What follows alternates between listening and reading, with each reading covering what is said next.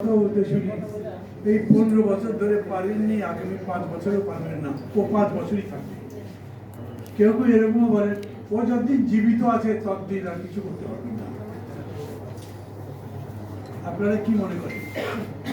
মানে আমি মনে করি এখানে যারা আছেন কথা শুনছেন আমাদের, তারা সবাই কম বেশি রাজনীতিতে সচেতন, সক্রিয় আছেন অনেকে, একদম নিজের বিবেককে, মনকে, চেতনাকে প্রশ্ন করেন। আপনারা কি মনে করেন? ওবায়দুল কাদের বক্তৃতা করেছে না, ইলেকশনই করলে না আবার তোমরা জিতলে কিরকম করে? কি মনে করেন জিতেছি আমরা? বর্তমান পরিস্থিতিটা কেমন? আমি যদি এক কথায় এরকম করে জিজ্ঞেস করি, ধরেন এখানে তো বিরোধী দলের আন্দোলন করার সবাই প্রায় আছে, আমরা কি খুব কষ্টে আছি? আমরা কি খুবই বিপদগ্রস্ত বোধ করছি? আমরা কি মনে করছি যে আগামী 5 বছর পর্যন্ত এই থাকবে? ভিন্ন দিকে দেখেন সরকার কি মনে করছে? এইরকম একটা ইলেকশন, মানে ফোরটাটি করুক যাই করুক, পার্থ হয়েছে। আমি তখন বলতাম সূর্য উঠবে, সূর্য ডুববে, 7 জানুয়ারি আসবে, দিনের আলো শেষ হবে, সন্ধ্যা হবে, তারপরে দেখবেন যে ফলাফল ঘোষণা হতে থাকবে। এই দিয়ে জয় পরাজয় হবে না, কারণ তারপরেও সূর্য উঠবে, তারপরেও আবার দিন আসবে, রাত আসবে, দিনটা চলতে থাকে। কিরকম চলছে? খুবই কমফোর্টেবল থাকবার কথা না সরকারের? আরে পাত্তাই দিলে কি, বিরোধী দল তো নাই, আমরা যা ইচ্ছা তাই করেছি, একটা হাবভাব হবার কথা। বরঞ্চ দেখছেন প্রধানমন্ত্রী নিজে বলছেন আমাকে যদি ফেলে দেয় ওরা, তারপরে কে ক্ষমতায় আসবে? তার মানে ওনার ভাবনার মধ্যে একটা আছে, বা কিছু একটা তার মনের মধ্যে আছে, যে জন্য উনি বলছেন যে উনি চলে যেতে পারেন। মানুষকে বোঝাচ্ছেন আমি যদি যাই তাহলে আসবে কে বড়? তার মানে ভালো কোনো লোক থাকলে ওনার যেতেই হবে, এরকম উনি মনে করছে। কমফোর্টেবল, খুব আরামে নাই। একটা নির্বাচন যা হয়েছে তো হয়েছেই, তারপরে উপজেলা নির্বাচন করেছে, সেটা একটা জ্বালার মতো। কি হয়েছে দেখেছেন? কতগুলো ভোট পড়েছে? ওইখানে 2 নম্বরই করেছে। বলেছে স্বাধীনতার পরে আজ পর্যন্ত যতগুলো স্থানীয় সরকার নির্বাচন হয়েছে তার মধ্যে সবচাইতে কম ভোট পড়েছে। একটা অদ্ভুত জিনিসকে দেখেন, মানুষ হয়তো বলছে যে তোমরা তো জিততে পারোনি, কারণ সরকারের তো পতন হয়নি, 95% মানুষ ভোট দেয়নি, কিন্তু মানুষ এই 95% একজন মনে করছে না যে আওয়ামী লীগটাই মানুষই। তারা উল্টো আমাদেরকে জিজ্ঞেস করছে ভাই কি করবে, কিছু একটা করে। তার মানে মানুষ কিন্তু বাতাই।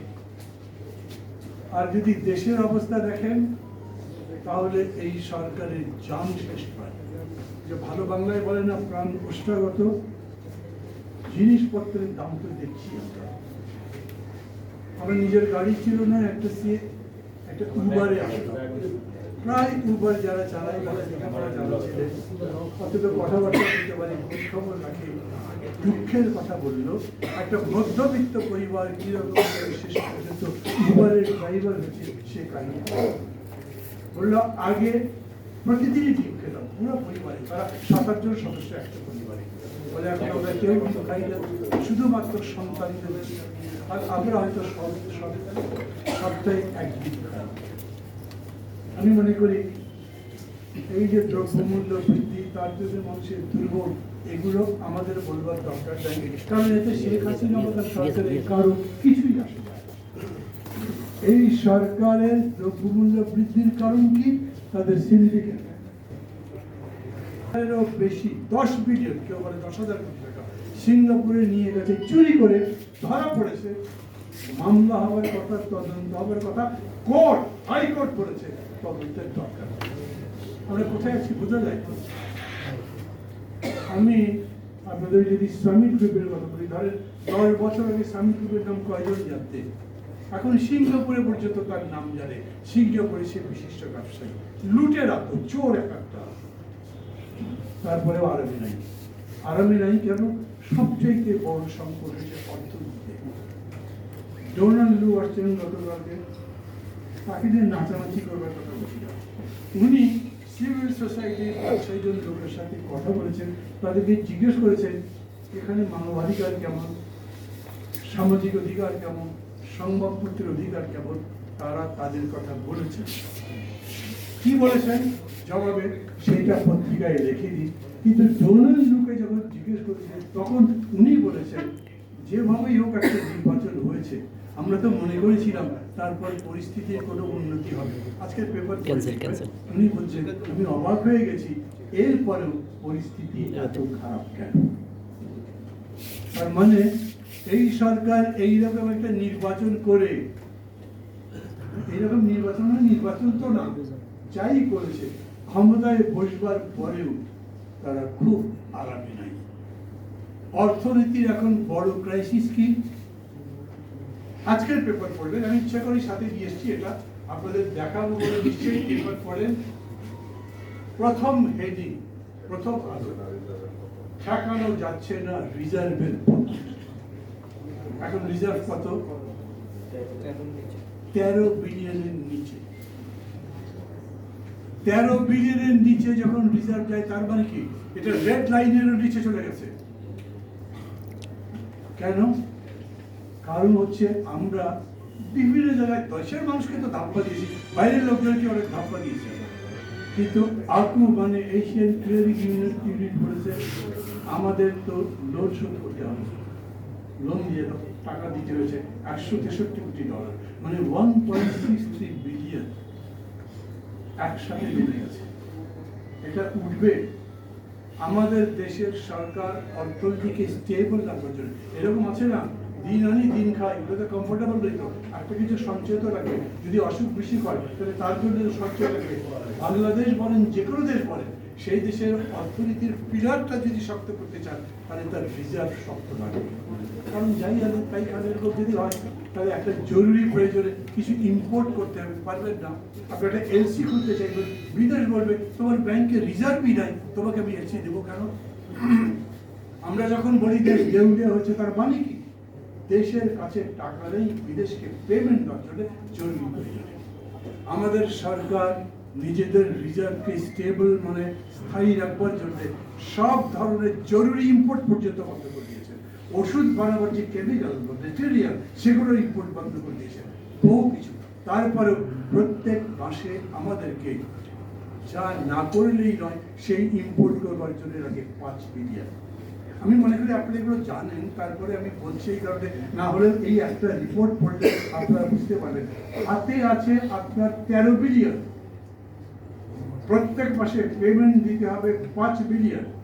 আপনি বিদ্যুৎ যে চুরি করেছেন, ডাকাতি করেছেন, তার পাওনা আছে 4.1 বিলিয়ন।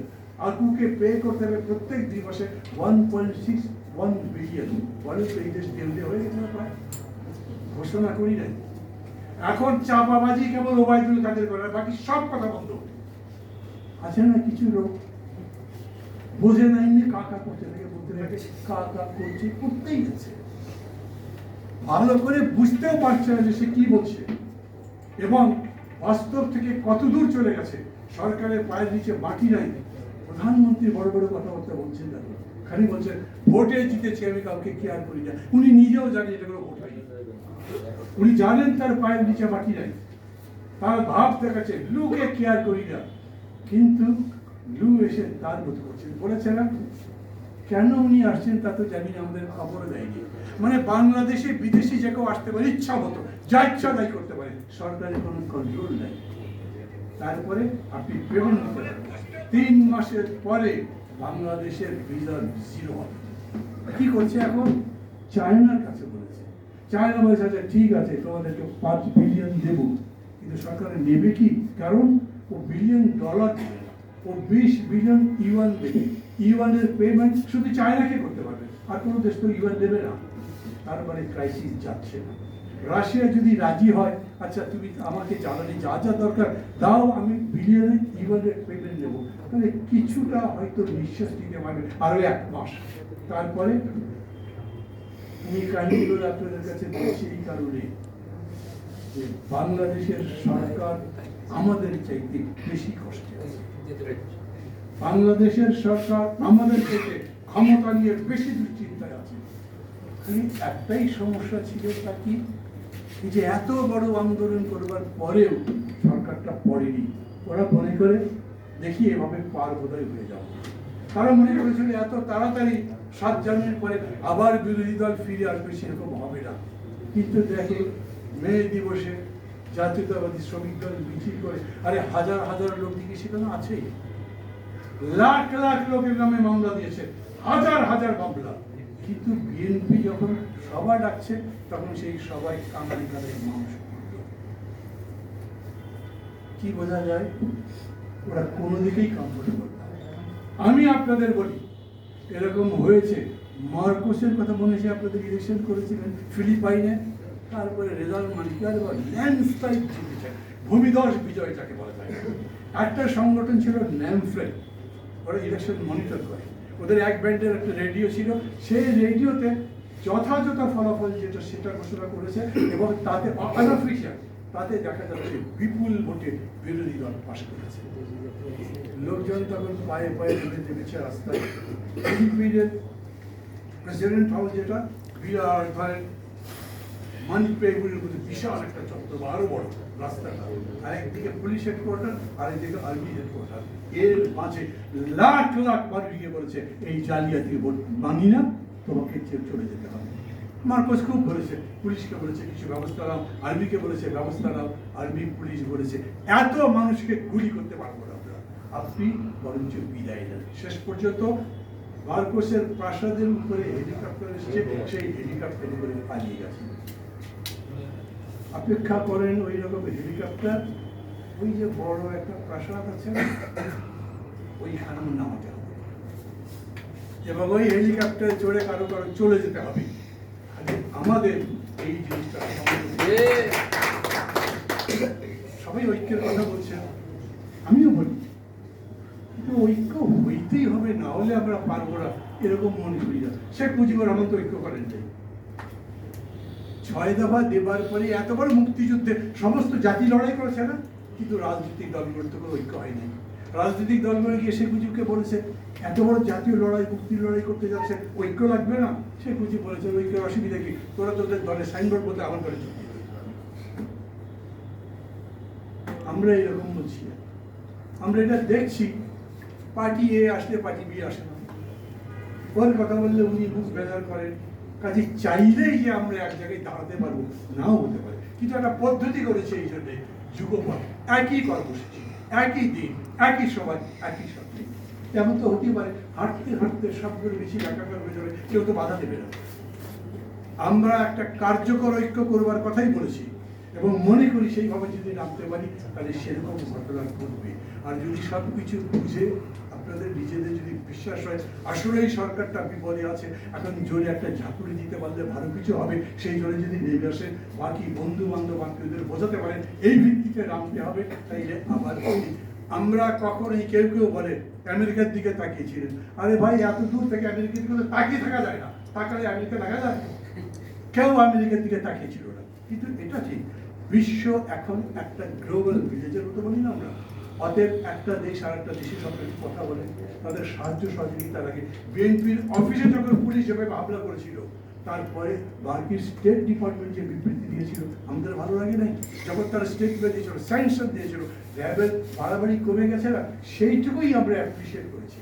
কিন্তু নিজের কাজ নিজে করতে হবে, সেটা আমরা বিশ্বাস করি, এবং তাই করতে হবে, অন্যের উপরে নির্ভর করে করা যাবে না। কিন্তু আপনি যদি 1 কদম যান, 2 কদম যান, তাহলে অন্যরা দেখবে পরিস্থিতি বদলে গেলে আমি কি পিছনে পড়ে যাব। আগে তো একজন ছিল আমার পা চাটতো, এখন অন্য কেউ এসে করে যদি আমার দিকে নাই তাকায়, তখন তারাই আপনার সাথে নাই দেবে। কারণ এরকম নয়, তারা বলে না আমরা এইভাবে, আজ থেকে 10 বছর আগে আমাদের এই এরকম করে ভারতের কাছে জিজ্ঞেস করে করে কিছু করতে হতো, ওরা নিজেদের ক্ষমতা রাখবার জন্য নিজেদের সমস্ত কিছু দিয়ে দিয়েছে। প্রধানমন্ত্রী বলেছে না আমরা ভারতকে যত দিয়েছি এরকম কেউ দেয়, কত নির্লজ্জ হয়ে যেতে পারে।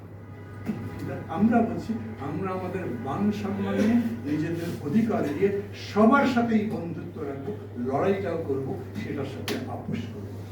আজকে আমাদের প্রত্যেকের মধ্যে এই চিন্তা আসতে হবে, আমরা আসলেই হেরে যাইনি, বরঞ্চ বৃহত্তর লড়াইয়ের জন্য একটা পরিস্থিতি তৈরি হচ্ছে, সেই পরিস্থিতিতে নিজেদেরকে লড়াইয়ের ময়দানে নেওয়ার জন্য আমরা প্রস্তুতি দিয়ে মাঠে নামি। বিশেষ করে 28 তারিখের পরে আমরা আমাদের নেতা কর্মীদেরকে আমরা যথাযথভাবে নিয়ে রাজপথে নামতে পারি না, এটাও আমাদের সত্য, এটা মেনে নিতে হবে। এবং আগামী দিনগুলোতে যে আমরা পারবো না এটা আমাদের বলছি না, অবশ্যই আমাদের বিগত দিনের শিক্ষা নিয়ে তারপর আমাদের সামনে এগিয়ে যেতে হবে। আমরা যারা রাজপথে ছিলাম আর যারা ছিলেন না, এর মাঝে আমরা কোনো দেওয়াল তৈরি করতে চাই না।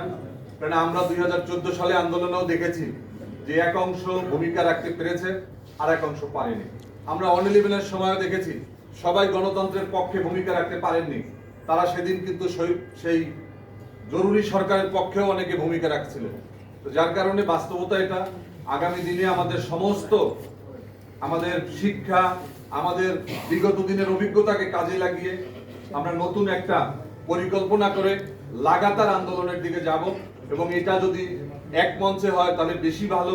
এই কারণে যে বাস্তবতাগুলো আমরা মোকাবেলা করেছি, আমরা প্রস্তাব করেছি যে অন্তত একটা যে নামই হোক, আমরা অনেক দলের জোট করেছি, 20 দলীয় জোট করেছি, অনেক দলের জোট হয়েছে।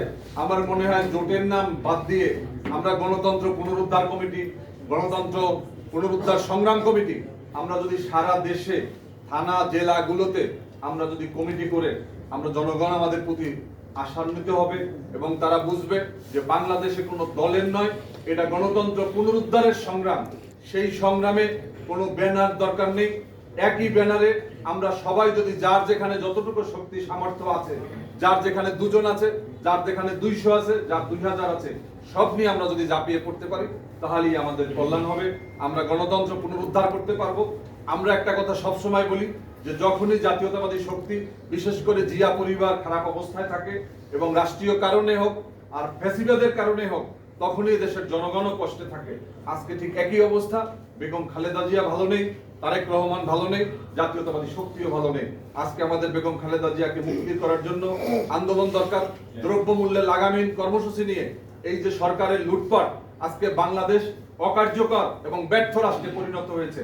এর জন্য সমস্ত দায় হচ্ছে আওয়ামী লীগ এবং এর সাথে গডফাদার হিসাবে তার পাশে আছে অপশক্তির সমস্ত সহযোগিতায় 7ই জানুয়ারি নির্বাচনে তারা অনেক লবিস্ট নিয়োগ করে বিদেশে দাঁড়ে দাঁড়ে ঘুরে তারপরে কিন্তু তারা এই নির্বাচনকে তারা উঠিয়ে নিয়েছে। আমরা মনে করি এই নির্বাচন কোনো নির্বাচন নয়, কারণ 5% মানুষ তাদেরকে ভোট দিয়ে দেয়নি। এই জনগণের ভোটাধিকার প্রতিষ্ঠার জন্য আমরা রাজপথে ছিলাম, রাজপথে আছি এবং জাতীয়তাবাদী শক্তি যে বিজয় অবিসম্ভাবী, আমরা তারেক রহমানকে বাংলাদেশের একটি সন্ত্রাসমুক্ত, একটি দুর্নীতিমুক্ত আধুনিক বাংলাদেশ প্রতিষ্ঠার জন্য তারেক রহমান ফিরিয়ে আনতে হবে, বেগম খালেদা জিয়াকে মুক্ত করতে হবে। এই প্রত্যয় ব্যক্ত করে আমি আমার বক্তব্য শেষ। বাংলাদেশ জিন্দাবাদ।